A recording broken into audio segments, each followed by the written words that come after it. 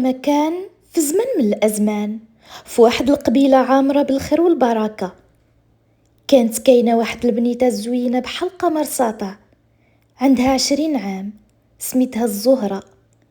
كانت الزهرة البنت الوحيدة عند والديها، وعندها 3 ديال الخوت ذكور صغار منها. الزهرة اللي كبرت في عائلة وسطية ما نقصها حتى حاجة.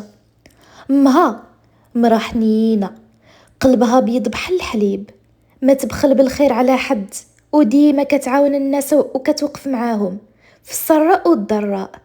وباها هو الحاج عيسى، رجل كريم وسمعته في القبيلة كاملة زوينة، ما مخلي ولادو يحتاجوا حتى شي حاجة، وكيعطيهم بحال الأغنياء ولا كتر. إيوا دارهم كانت عامرة بالنعمة، ماكلة شهية وموائد عامرة ديما، والضياف مرحب بيهم بحال العيد. إلا جا شي ضيف الحاج عيسى ما يبخلش، كيمشي للسوق وكيشري الخضر واللحوم والفواكه، وكيعمر الطبلة حتى كيشبعوا العيون قبل البطون. الدار كانت معمورة بالضحك، بالسعادة، بالبركة. الحاج عيسى كان خدام عند واحد الراجل ميسور الحال بزاف، سميتو الحاج منصور، اللي عنده أراضي واسعة وبساتين كبار وحقول عامرين ومنازل كتشيط على الراس. إيوا كانوا الناس ديال القبيلة كاملين كيهضروا بخير على دار الحاج عيسى، حيت الخير عندهم ماشي غير رزق، ولكن قلب طيب ويد مفتوحة، واللي دخل عندهم كيحس براسو وسط أهله. والحاج منصور على ما قد ما كان عنده رزق كتير، أراضي عامرة وبساتين كبار، وعلى قد ما كان قلبه قاسي وبخيل بحال الصخرة، جيوبو عامرين بالفلوس ولكن كرشو خاوية من الماكلة، لا اللحم داق ولا الطياب شاف، غير خبز ناشف وما معاه غير ما بارد. عمرو ما فكر في الزواج، حيت كيقول العيالات كيديروا غير الصرف، وانا نبغي غير الفلوس تبقى عندي. حتى الخدامه اللي كيخدموا عنده في الاراضي ما كان كيعطيهم غير خبز وما، والويل ليهم الا جا وقت الاجره راسو كيبدا يوجع ليه، وكيتقلب عليه الحال غير باش ما يخرجش الفلوس من جيبه. كان كل همه هو يجمع المال ويشري الاراضي والحقول، ولكن مع هذا الرزق كله السعادة عمرها ما طرقت بابه، والضحك عمره ما عمر داره. أهل القبيلة كلهم عارفين أن الحاج منصور بخيل، بزاف ديال الشبان ما كيبغيوش يخدموا عنده حيت معروف بالقساوة ديالو. أما الحاج عيسى فكان كبير الفلاحة وكلمة مسموعة عند الخدامة. منصور كان كيهضر معاه مرة باش يعاونوا في الأمور. إيوا مشات أيام وجات أيام، شاف الحاج عيسى أن منصور غارق في التفكير، قال ليه مالك السي منصور، كنشوفك مهموم وعقلك مشغول. ايوا تنهد منصور وقال ليه وبزاف عليا الصرف عيسى، الارض والبساتين وزيد اجور الخدامه، باغي نلقى شي مرا تعاونني في الضيعات وما تكلفش بزاف، نحتاج هاد الصرف قليل او حتى ما تاكلش. الحاج عيسى بقى حاير وقال ليه ما فهمتش قصدك منصور، كيفاش مرا ما تاكلش؟ منصور اللي قال ليه ايوه بغيتها تاكل غير خبز وما، واش بغيتيني نضيع رزقي في الكروش؟ ايوا الحاج عيسى اللي ضحك بحزن وقال لا هاد الطلب غريب بزاف السي منصور. منصور اللي زاد واكد وقال قلب لي على شي بنت الناس ما تاكلش، والا لقيتيها قول لي. ايوا رجع الحاج عيسى للدار مهموم على غير العاده. اول ما شفتو بنته الزهره وهو حزين سولاتو قالت له ابا اشنو بك اليوم؟ اول مره كنشوفك هكا. تنهاد الحاج عيسى وقال لها يا بنتي راه حملني واحد المسؤوليه كبيره. قربت منه قالت ابا قول لي اشنو هي هاد المسؤوليه اللي محملاك؟ هز راسو قال السي منصور طلب مني نلقى ليه مرا ما تاكلش، وانا عمري ما شفت في هاد الدنيا واحد ما ياكل. قالت ليه كيفاش زعما؟ قال لي هو بنتي السي منصور باغي يتزوج، وعطى لي المواصفات ديال المراه اللي باغيها. ايوا جلسات الزهره قدامه وعيونها كيلمعوا بالحيله والدهاء. قالت ليه بعد ما سكتت شي شويه با راه الزوجة اللي كيقلب عليها السي منصور موجودة. تفاجئ الحاج عيسى وقال ليها كيفاش؟ واش كتعرفي يا بنيتي شي بنت ما كتاكلش؟ ابتسمت الزهرة وقالت البنت هي انا با. وقف الحاج عيسى مذهول، قال ليها شنو كتقولي الزهرة؟ واش باغيه تزوجي منصور البخيل؟ واش باغيه تموتي بالجوع؟ قربت منه قالت بصوت حنون اما تخافش عليا با، انا اللي غادي نعرف كيفاش نتصرف معاه.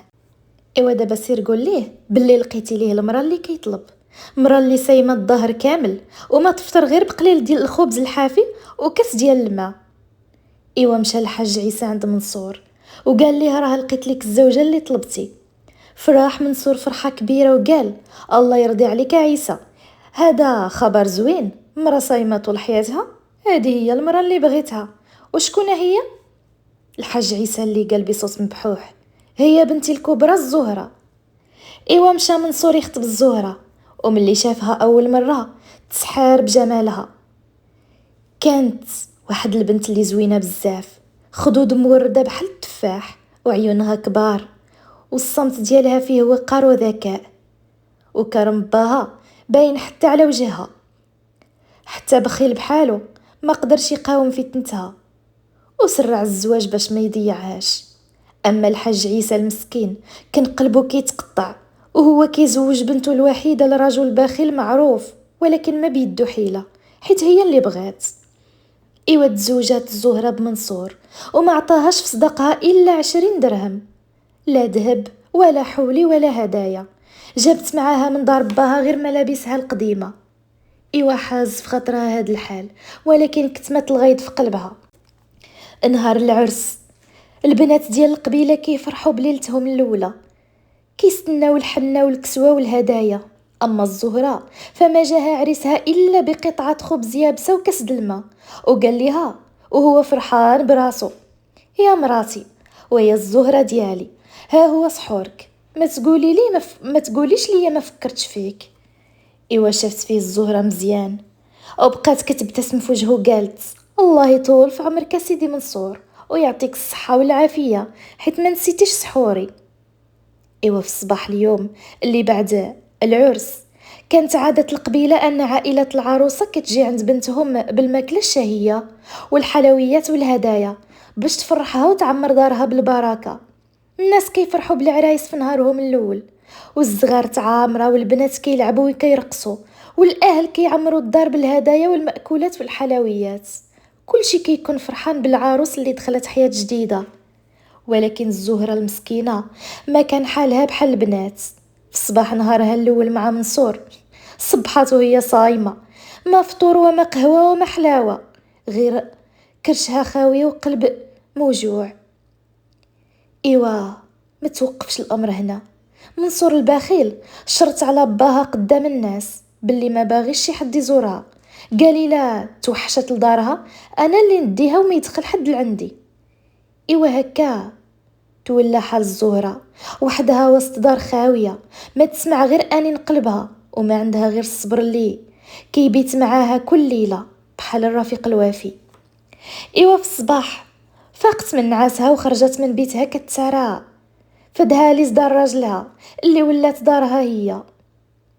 وهي كتمشى وسط المطبخ لقات واحد الخدامه هزيله لابسه لباس بسيط ويديها عامرين بالعجين وهي كتعجن وكتخبز.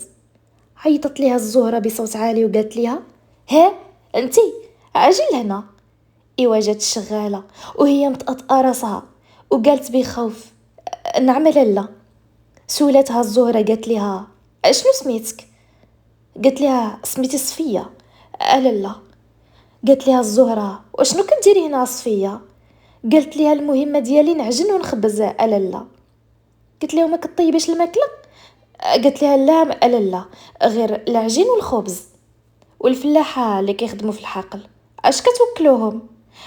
حتى هما لاله، غير الخبز والماء، سيدي منصور ما كيعطيش كتر. قالت لها وانت يا صفيه اش كتاكلي؟ قلت لها حتى انا بحالهم، خبز وما لاله.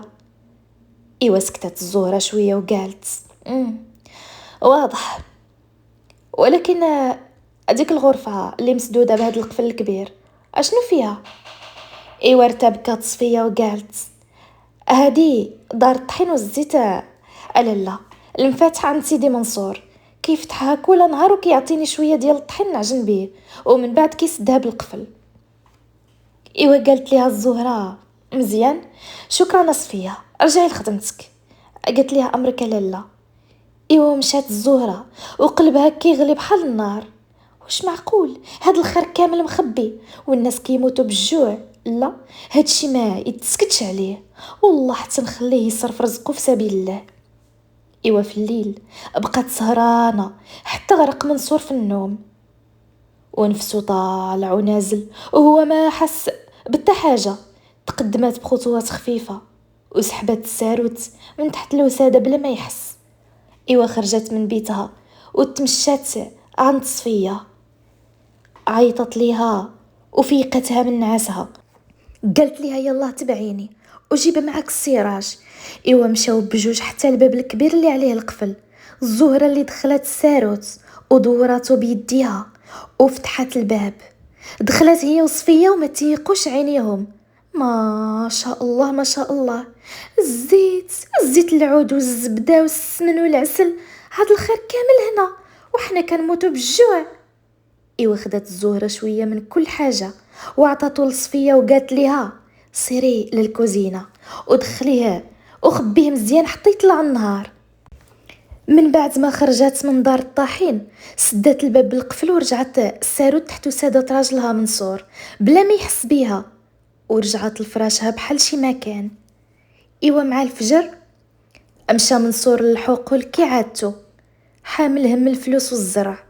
اما الزهره ما تيقاتش حتى لقات الوقت المناسب، مشات كتجري للكوزينه عند صفيه اللي كانت كتوجد الخبز. عيطت ليها الزهره بصوت مليان حماس، قالت لي: يلا صفيه طلعي اللي خبينا البارح. ايوا جابت صفيه الزبده والزيت والسمن والعسل، وخدات الزهره واحد الخبزه سخونه دهنتها بالزبده والعسل وبقات كتاكل بحال الا رجع ليها الروح. ايوا طعم ذاب فمها بحلاوه ما دقتهاش من نهار دخلت لدار منصور. ضحكت الزهره وقالت: هاكي يا صفيه، هاكي دوقي حتى انتي، راه نساك بخل هذا الراجل ما خلاك تعرفي لا زبده ولا عسل. ايوا خدات صفيه واحد القدمه والدموع في عينيها من الفرحه والحنين حيت كانت نسات مذاق النعمه. ايوا منين شبعت الزهره قالت ليها بحزم: مسحي فمك مزيان وخلي الدخان ديال الخبز يعمر المطبخ باش الا رجع منصور ما يشمش ريحه السمن والعسل. ايوا غسلات فمها ورجعت لفراشها، دارت راسها على المخده بحال الا ما فاقت من نعاسها. وما فات وقت طويل حتى رجع منصور للدار. دخل على الزهره وهزها من نعاسها وقال ليها: يا الزهره ديالي ويا حبيبتي، علاش ناعسه حتى هاد الوقت؟ واش مريضه؟ ايوا حلات عينيها وردات بهدوء وقالت ليه: لا ماشي مريضه، غير الصيام اللي عياني شويه ما قدرش نفيق بكري. تنفس منصور بارتياح وقال ليها: ايوا لاباس، ايوا عندك الاجر كبير عند الله. شحال تمنيت تكون حتى الخدامه ديالي اللي عندي في الاراضي يصوموا بحال كل نهار، راه داك النهار غادي يكون اسعد نهار في حياتي. ايوا هزت الزهره راسها وقالت لي بنبره هادئه: ولا سي منصور، كيفاش يصوموا هما خدامه تحت شمس حارقه؟ راه خدمتهم شاقه وكيحتاجوا ياكلوا ماكله مليحه باش يخدموا بجد، الا صاموا ما غاديش يخدموا. ايوا بلا ما تنسى راه حتى الخبز اللي كتعطيهم ما كيكفيهمش. ايوا شد منصور نفسه وقال: ايوا ماشي مشكله الزهره، انا نلقى ليهم شي حيله باش يصوموا كل نهار.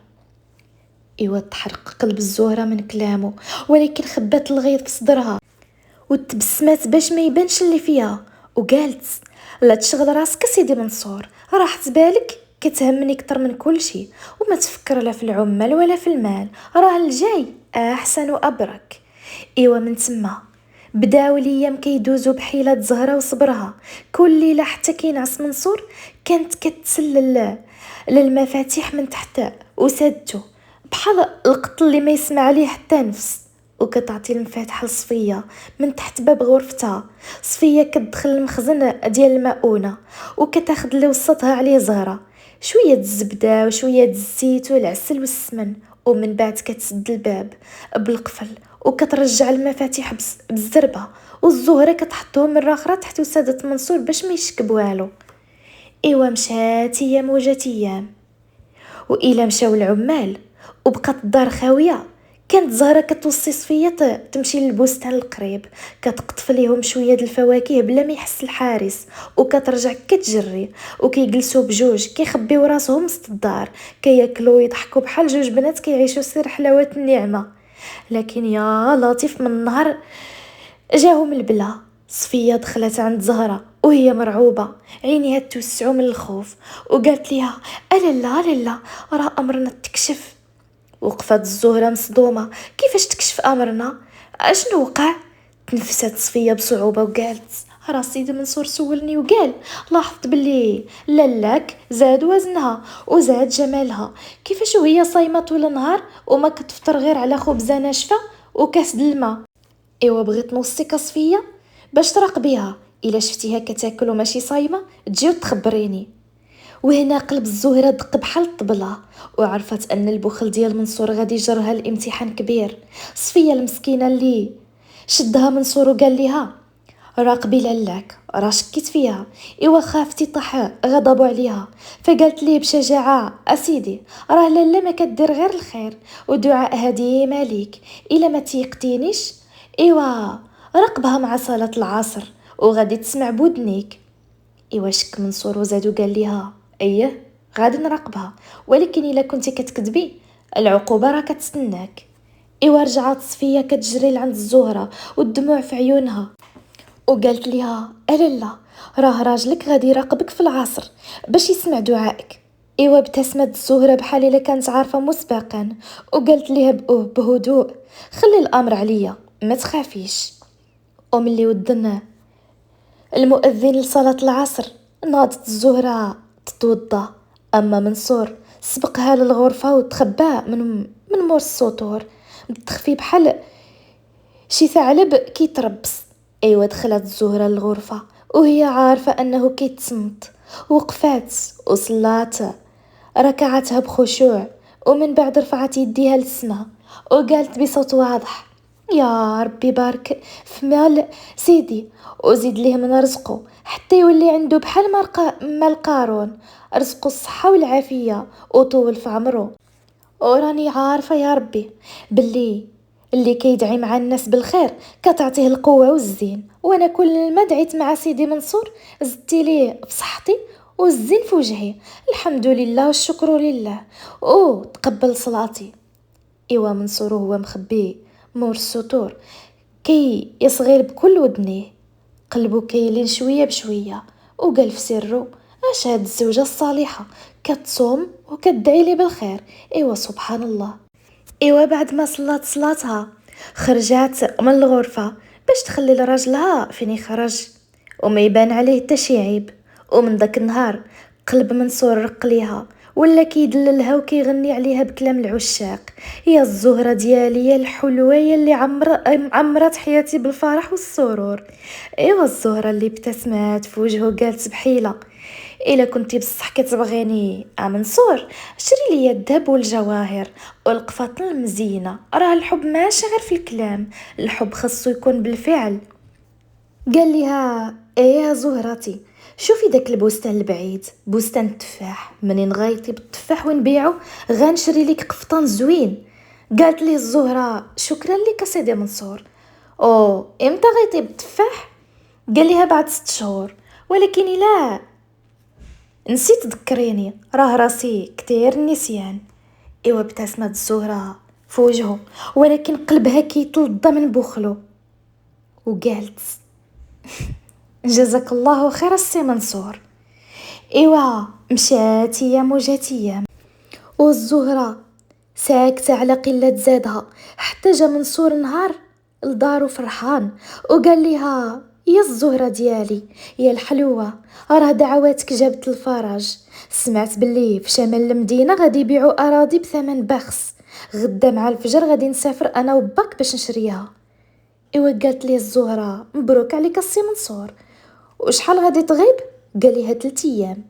جاوباتو قالت لي الله يسهل ليكم في خطاكم وتجيبوا الرزق بالسلامه. ايوا في صباح السفر عطاها المفاتح وقال ليها بلهجه صارمه: هاكي هاد المفاتح ديال بيت المؤونه، وعطي لصفيه غير اللي غتحتاجو للعجين، وسدي القفل مزيان، ما تقربي لوالو، وخلي المفاتح عندك حتى نرجع. ايوا خدات الزهره المفاتح وبقات كضحك في سرها. ومنين مشى منصور مع باها عيطت على صفيه وقالت ليها: صفيه سيري للحقول وجيبي 4 ديال العمال يكونوا اقوياء، يلا سربي دغيا. ايوا صفيه ما فهمت والو، مشات كتجري وجابت 4 ديال الرجال اللي كانوا اقوياء بزاف، وقالت لهم الزهره وهي واقفه بحزم: دخلوا الحظيره واختاروا اسمن واقوى ثور وذبحوه دابا. ايوا تجمدوا العمال وصفيه معاهم، وصدماتهم الكلمه بحال الصاعقه، وقالت صفيه مرعوبه: لا راهي لا رجع سيدي منصور من السفر ولقى هاد الشي غادي يذبحنا حنا قبل الثور. ايوا دخلوا الرجال الأربعة الحظيرة وخرجوا أكبر ثور، وصفية ما فهمت والو، ولكن نفذت كلام الزهرة. وقالت الزهرة لصفية: سيري جيبي طباخة ديال القبيلة باش طيب العمال الماكلة. ايوا ذبحوا رجال الثور وسلخوه وقطعوه قطع صغيرة، وفعلا جات الطباخة اللي كانت سميتها لاله عيشه بلا ما تعطل كيف ما عيطت ليها صفيه. ايوا الزهره فتحات غرفه المؤونه وعطت للطباخه كل شيء اللي غادي تحتاج باش طيب الغدا للعمال. ايوا شويه الزبده والزيت ديال الزيتون وحتى العجين. وامرت الزهره الطباخه تجيب معاها وحده من النساء ديال القبيله باش تعاونها في عجن الخبز وتحضير الماكله. ايوا وجدت الطباخه وديك المراه اللي عاونتها الخبز والماكله للعمال، والزهره بقات كتوصي صفيه وكتقول للعمال: ديروا الدعاء والبركه مع السي منصور. ايوا العمال كلهم فرحانين وقالوا: بارك الله في سيدي منصور، الله يعطيه الصحه والعافيه. ومن بعد ما عيطت الزهره لصفيه وقالت ليها: ديري الجيران حقهم وما تنسوش تدعيو مع سيدي منصور بالخير والبركه. ايوا الزهره مشات لغرفه المؤونه وجابت شويه الزبده وزيت الزيتون وعطاتهم للطباخه وديك المراه اللي عاونتها، وقالت لهم: سمحوا لي ما عنديش الفلوس نعطيكم اجر، هاد الشيء غير صدقه وخذوه لولادكم. ايوا ردوا عليها الطباخه وديك المراه قالوا ليها: شكرا لاله، وغادي ندعيو لسيدي منصور بالخير والبركه وطول العمر، الله يجازيك بخير. ايوا كل شي فرحوا ودعاو مع منصور بالخير. اما الزهره المسكينه كانت جالسه وساكته، قلبها كيتقلب كتحسب فاش غادي يدير منصور منين يرجع من السفر ويعرف انها هي اللي ذبحت الثور. ايوا وصل يوم الموعود ورجع منصور من السفر فرحان ومسرور، ودخل الغرفة عند الزهرة وقال لها: يا الزهرة ديالي، يا الحلوة ديالي، راكي دخلتي حياتي بالبركة والخير والسعد، راني شريت اراضي بزاف بثمن اقل مما كنت كنتوقع، الحمد لله على سلامتي. ايوا الزهرة اللي ابتسمت وقالت: مبروك عليك سيدي منصور، فرحة كبيرة ليك. رد عليها منصور وقال لها: الله يجازيك بالخير الزهرة ديالي، دابا غادي نمشي نشوف العمال والفلاحة. ايوا مشى منصور عند العمال، ومنين شافوه بداو كيقبلوا يدو وكيدعيو ليه: بارك الله فيك سيدي، الله يطول في عمرك سيدي، الله يعطيك من فضله وخيره. ايوا منصور تعجب بزاف حيت قبل ما عمرو شاف شي عامل كيقبل يدو او كيدعي معاه. رجع عند الزهرة وقال: علاش العمال كيبوسوا يديا وكيدعيو معايا؟ انا عمري ما ولفت هادشي منهم. ابتسمت الزهرة وقالت: هذا فضل كبير من الله سيدي منصور. قال يا منصور: ايه الحمد لله والشكر لله، دابا غنمشي نشوف الحظيرة ونعد الاغنام والابقار. ايوا غير سمعت الزهرة بمشيو للحظيرة حست بالخوف، دقات قلبها كي رجفو. ادخل منصور الحظيرة وبقى كيحسب الاغنام لقاهم كاملين، وبقى كيعد الابقار لقاهم كاملين، ولكن هو كان عنده ثورين ولقى غير واحد. ايوا الزهرة اللي كانت جالسة في غرفتها وكتقول في بالها: الله يكون في العون، ان شاء الله خير. وفجأة شافت منصور جاي جهتها كيبان بحال داك الثور الهائج. قال ليها اشنو هادشي؟ راه ناقصني ثور في الحظيره. ايوا الزهره بهدوء قالت ليه راني عارفه سيدي منصور، قبل سفرك كانوا جوج ومنين رجعتي لقيتي غير واحد. ايوا غوت منصور وقال ليها واش كتهضري على الثور؟ ابتسمت الزهره وقالت يا سيدي منصور، هاد الثور عملتو صدقه باش يرجع ليك السفر بالسلامه، وكل العمال كلاو حتى شبعوا ودعوا معاك، والجيران كذلك خداو حقهم ودعوا معاك. ايوا غوت منصور وقال ليها يا ويلي وشنو درتي يا الزهره؟ ايوا الزهره قالت لي ما تعصبش السي منصور، راه غير صداقه. منصور اللي زاد وقال اشنو كتقولي صداقه؟ كيفاش ومن امتى وعلاش؟ الا بغيتي تعملي صداقه ديريها بالدجاجه ولا بالديك الرومي، وشكون قال لك اصلا تعطي الاكل للعمال؟ ايوا الزهره بابتسامه صغيره قالت لي لا سيدي منصور، راه دعوا معاك غادي تشري اراضي كتر وتربح مال كتر. ايوا منصور اللي قال بغضب اييه كيدعوا معايا، ولكن بغيت نشوف المفاتح ونشوف اش درتي في غرفه المؤونه. ايوا مشى منصور للغرفه وهو معصب ولقى المؤونه ناقصه، بدا كيولول وكيولول. رجع عند زهره وقال يا ويلي شنو دهرتي؟ واش ما بغيتينيش نعيش؟ اجمعي دغيا حوايجك ومشي عند دار باك، ما عندكش بلاصه هنا. ايوا في هاد الوقت دخلت صفيه وقالت السي منصور، راه رئيس القبيله كيسول عليك. ايوا قال ليها منصور الزهره جلسي في بلاصتك وما تحركيش حتى نشوف اش درتي للرئيس، ومن بعد نرجع نكمل معاك. ايوا خرج منصور عند رئيس القبيله وقال ليه السلام عليكم السي الرئيس. رد عليه داك الرئيس وقال ليه وعليكم السلام السي منصور، اجيت باش نشكرك على الخير اللي درتي مع العمال والجيران، راه دعاو معاك بزاف وما كاين حتى مشكل دير بحال هاد الصداقه من وقت لاخر. وبغيت نقول ليك راه الارض ديال السي مسعود اللي حدا اراضيك اللي كنتي باغي تشريها، الورثه بغاو يبيعوها بثمن مناسب، والا كنتي مستعد تشريها يلا معايا. ايوا منصور اللي قال ياه شكرا لك السي رئيس، اصبر شويه غادي نجي معاك. ايوا رجع منصور عند مراته الزهره ولقاها كتبكي وصفيه في جنبها.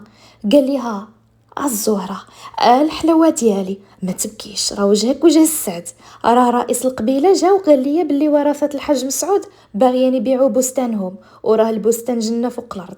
اسكتي من البكا وما غادي تمشي حتى لاي بلاصه، هادي دارك، دابا غنمشي، راه الرئيس كيستناني. ايوا الزهره ما فهمت والو، ولكن فرحات صفيه وقالت الحمد لله لالا غادي تبقاي معايا وما غادي تمشي. ومشى منصور مع الرئيس وشرى داك البستان اللي كان متلهف عليه. وملي رجع لقى الزهره مازال حامله اغراضها في يديها. سولها قال لها علاش باقي حامله اغراضك يا الزهره ديالي؟